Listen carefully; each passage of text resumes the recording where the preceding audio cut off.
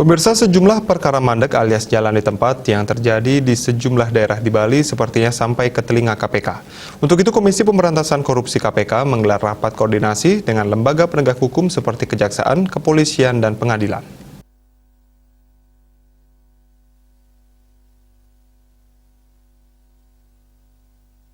KPK mengaku telah memetakan dan mengidentifikasi titik rawan korupsi di daerah yang meliputi 8 area intervensi yang terangkum dalam Monitoring Center for Prevention MCP. Sebagaimana diketahui, di Bangli saat ini sedang dibidik kasus pembangunan GOR yang kerugian negaranya, kata Kejaksaan, mencapai 1,350 miliar rupiah.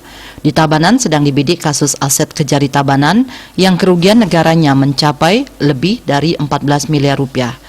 Di Gianyar ada dugaan kasus PMI Gianyar, sedangkan di Badung saat ini sedang dikebut oleh Kejari Badung terkait penanganan dana insentif nakes.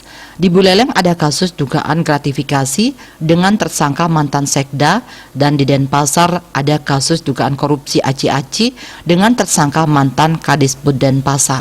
PLT juru bicara KPK bidang pencegahan IP Mariati Kuding membenarkan pihaknya melakukan rakor di Bali. Menurut IP, KPK melalui Kedeputian Koordinasi dan Supervisi Korsup melaksanakan kegiatan koordinasi dengan sejumlah instansi di Provinsi Bali ini dalam rangka pelaksanaan program pemberantasan tindak pidana korupsi terintegrasi di wilayah Provinsi Bali. Kegiatan itu akan berlangsung Senin hingga Kamis 7 Oktober 2021. Selain dengan aparat penegak hukum, juga monitoring dan evaluasi pencegahan korupsi di Pemkab Gianyar.